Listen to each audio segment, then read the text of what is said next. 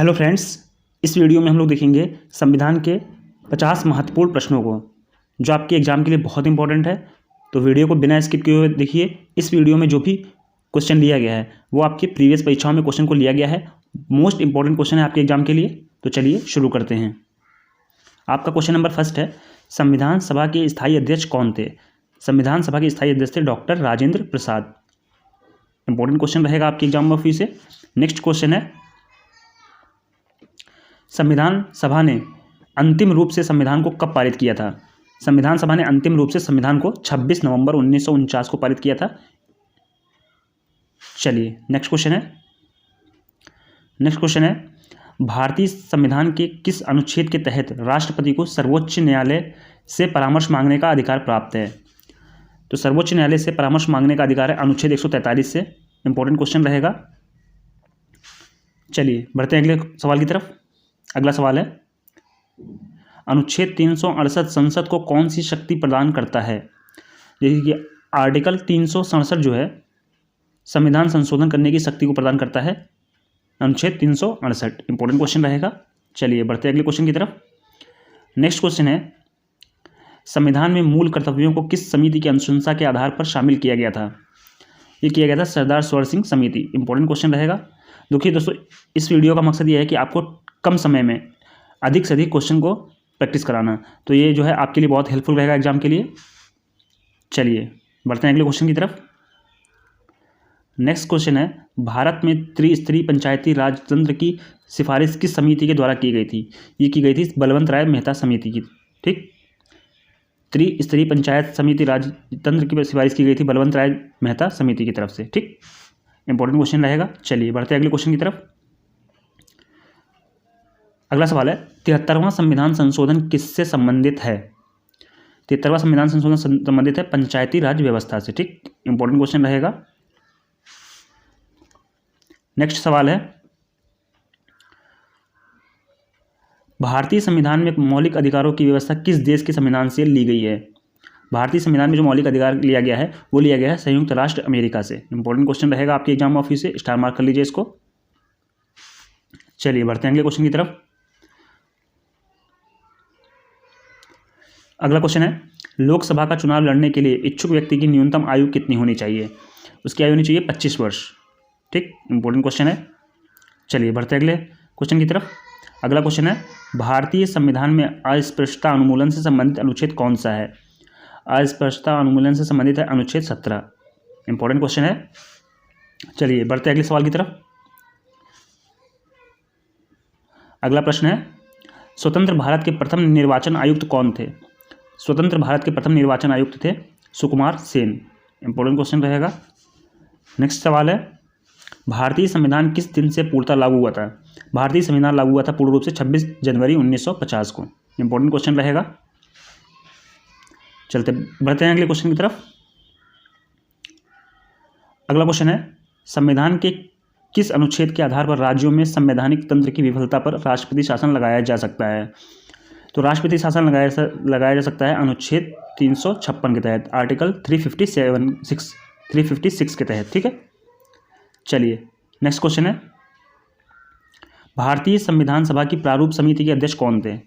भारतीय संविधान सभा के प्रारूप समिति के अध्यक्ष थे डॉक्टर भीमराव अंबेडकर। डॉक्टर भीमराव अंबेडकर जो है प्रारूप समिति के अध्यक्ष थे। चलिए नेक्स्ट सवाल है, भारतीय संसद का उच्च सदन क्या कहलाता है? भारतीय संसद का उच्च सदन कहलाता है राज्यसभा। इंपॉर्टेंट क्वेश्चन रहेगा आपके एग्जाम ऑफिस से। चलिए बढ़ते हैं अगले सवाल की तरफ।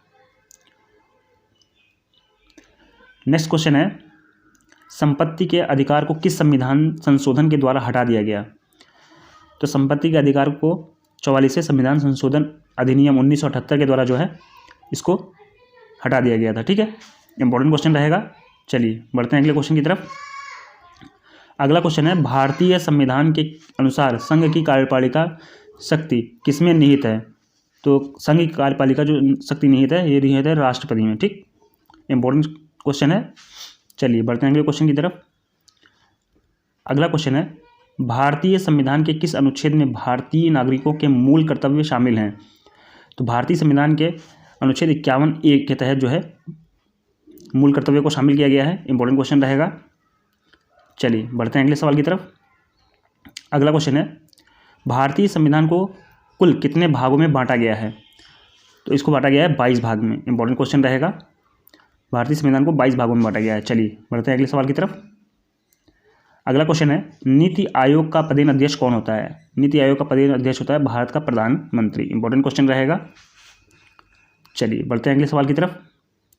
अगला सवाल है, राष्ट्रपति अपना त्यागपत्र किसे सौंपता है? राष्ट्रपति अपना त्यागपत्र देते हैं उपराष्ट्रपति को। इंपॉर्टेंट क्वेश्चन रहेगा। चलिए बढ़ते हैं अगले क्वेश्चन की तरफ। नेक्स्ट क्वेश्चन है, अब तक भारत के संविधान की उद्देशिका यानी प्रस्तावना में कितनी बार संशोधन किया जा चुका है?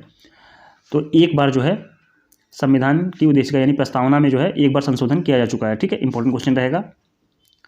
चलिए नेक्स्ट क्वेश्चन है, संसद की संयुक्त बैठक की अध्यक्षता कौन करता है? तो संसद की संयुक्त बैठक की अध्यक्षता करता है लोकसभा अध्यक्ष। इंपॉर्टेंट क्वेश्चन रहेगा।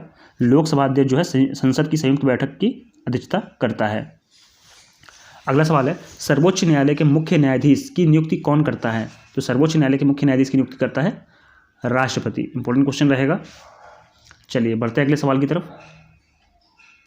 अगला सवाल है, राज्यसभा के सदस्यों का कार्यकाल कितना होता है? तो राज्यसभा के सदस्यों का कार्यकाल होता है 6 वर्ष। इंपॉर्टेंट क्वेश्चन रहेगा। नेक्स्ट सवाल है, लोकसभा अध्यक्ष का चुनाव कौन करता है? तो लोकसभा अध्यक्ष का चुनाव करता है लोकसभा सदस्य। चलिए बढ़ते हैं अगले क्वेश्चन की तरफ।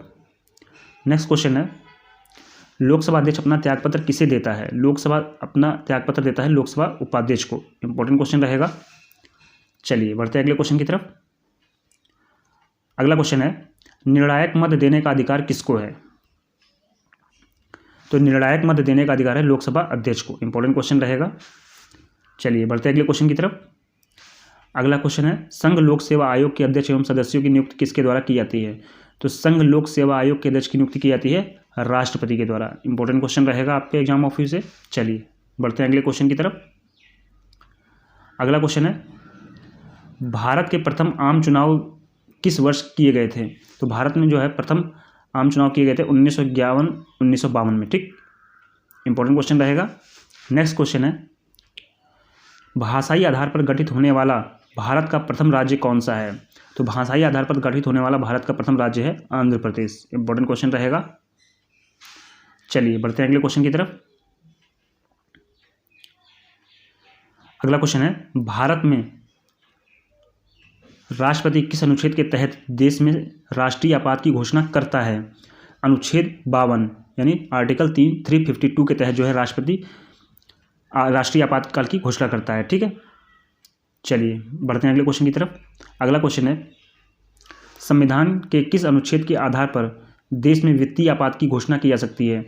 अनुच्छेद 360 आर्टिकल 360 के तहत जो है आपातकाल की घोषणा की जा सकती है। इंपॉर्टेंट क्वेश्चन रहेगा। चलिए बढ़ते हैं अगले क्वेश्चन की तरफ। अगला क्वेश्चन है, भारत के राष्ट्रपति पद पर निर्वाचित होने के लिए किसी व्यक्ति की न्यूनतम आयु कितनी होनी चाहिए?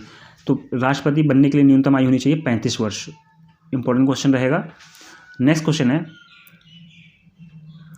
52वां संविधान संशोधन अधिनियम किससे संबंधित है? तो 52वां संविधान संशोधन अधिनियम संबंधित है दल बदल कानून से। इंपॉर्टेंट क्वेश्चन रहेगा। चलिए बढ़ते हैं अगले क्वेश्चन की तरफ। नेक्स्ट क्वेश्चन है, भारतीय संविधान में मूल कर्तव्यों को किस संविधान संशोधन अधिनियम के द्वारा सम्मिलित किया गया था? तो 42वां संविधान संशोधन अधिनियम 1976 के तहत जो है मूल कर्तव्यों को संविधान संशोधन अधिनियम के द्वारा जोड़ा गया था। चलिए बढ़ते हैं अगले क्वेश्चन की तरफ। अगला क्वेश्चन है, भारतीय संविधान के किस भाग को भारतीय संविधान की आत्मा की संज्ञा दी गई है? तो प्रस्तावना को जो है संविधान की आत्मा की संज्ञा दी गई है। ठीक है, चलिए बढ़ते हैं अगले क्वेश्चन की तरफ। अगला क्वेश्चन है, भारतीय संविधान के किस अनुच्छेद में निर्वाचन आयोग का उल्लेख किया गया है? तो आर्टिकल 324 अनुच्छेद 324 में जो है निर्वाचन आयोग का उल्लेख किया गया है। ठीक है, चलिए बढ़ते हैं अगले क्वेश्चन की तरफ। अगला क्वेश्चन है, भारत के राष्ट्रपति को उसके पद से किसके द्वारा हटाया जा सकता है? संसद द्वारा जो है महाभियोग की प्रक्रिया से जो है राष्ट्रपति को उसके पद से हटाया जा सकता है। इंपॉर्टेंट क्वेश्चन रहेगा। चलिए बढ़ते हैं अगले क्वेश्चन की तरफ। अगला क्वेश्चन है, राष्ट्रपति पर महाभियोग की प्रक्रिया किस देश के संविधान से ली गई है? तो संयुक्त राज्य अमेरिका से लिया गया है महाभियोग। ठीक, चलिए बढ़ते हैं अगले क्वेश्चन की तरफ। अगला क्वेश्चन है, भारतीय संविधान के किस संशोधन द्वारा प्रस्तावना में शब्द समाजवादी, धर्मनिरपेक्ष और अखंडता जोड़े गए थे? 42वें संविधान संशोधन अधिनियम 1976 के द्वारा जो है समाजवादी, धर्मनिरपेक्ष, ठीक, अखंडता के शब्द जो है जोड़े गए थे। चलिए बढ़ते हैं अगले क्वेश्चन की तरफ। अगला क्वेश्चन है, संविधान सभा द्वारा भारत के राष्ट्रीय गान को कब स्वीकार किया गया था? तो संविधान सभा द्वारा जो भारत को राष्ट्रीय गान को स्वीकार किया था 24 जनवरी 1950 को। इंपॉर्टेंट क्वेश्चन रहेगा। चलिए बढ़ते हैं अगले क्वेश्चन की तरफ। अगला क्वेश्चन है, भारत में संविधान में प्रथम संशोधन कब हुआ था? तो भारत में के संविधान में जो है प्रथम संशोधन 1950 में किया गया था। चलिए बढ़ते हैं अगले क्वेश्चन की तरफ। अगला क्वेश्चन है, भारत के नियंत्रक एवं महालेखा परीक्षक की नियुक्ति का उल्लेख किस अनुच्छेद में किया गया है? अनुच्छेद 148 में जो है भारत के नियंत्रक एवं महालेखा परीक्षक की बात कही गई है। ठीक है, चलिए नेक्स्ट क्वेश्चन है, लोकसभा के निर्वाचित सदस्यों की अधिकतम संख्या कितनी हो सकती है? तो लोकसभा के निर्वाचित सदस्यों की अधिकतम संख्या हो सकती है 552। इंपॉर्टेंट क्वेश्चन रहेगा आपके एग्जाम ऑफिस से। चलिए बढ़ते हैं अगले क्वेश्चन की तरफ। अगला क्वेश्चन है, राज्यसभा के सदस्यों की अधिकतम संख्या कितनी हो सकती है? तो राज्यसभा के सदस्यों की अधिकतम संख्या हो सकती है 250। ठीक, इंपॉर्टेंट क्वेश्चन रहेगा। चलिए नेक्स्ट क्वेश्चन है, भारतीय संविधान का कौन सा अनुच्छेद भारत के राष्ट्रपति को अध्यादेश जारी करने की शक्ति प्रदान करता है? अनुच्छेद 123 जो है राष्ट्रपति को अध्यादेश जारी करने की शक्ति प्रदान करता है। चलिए बढ़ते हैं अगले क्वेश्चन की तरफ। अगला क्वेश्चन है, राष्ट्रपति द्वारा जारी अध्यादेश संसद के सत्र प्रारंभ होने के बाद सदन में कितने समय तक रखा जाना आवश्यक है? तो इसको जो है 6 सप्ताह तक रखना आवश्यक है। ठीक, चलिए बढ़ते हैं अगले क्वेश्चन की तरफ। नेक्स्ट क्वेश्चन है, भारतीय संविधान का कौन सा अनुच्छेद राष्ट्रपति को उच्चतम न्यायालय में से परामर्श करने की शक्ति प्रदान करता है? अनुच्छेद 143 जो है उच्चतम न्यायालय से परामर्श करने की शक्ति प्रदान करता है। तो ये दोस्तों आपके 50 महत्वपूर्ण प्रश्न थे जो आपके एग्जाम के लिए बहुत इंपॉर्टेंट है। तो आई होप आपकी वीडियो पसंद आई होगी। वीडियो को लाइक कर दीजिए और चैनल को सब्सक्राइब कर लीजिए। Thanks for watching this video.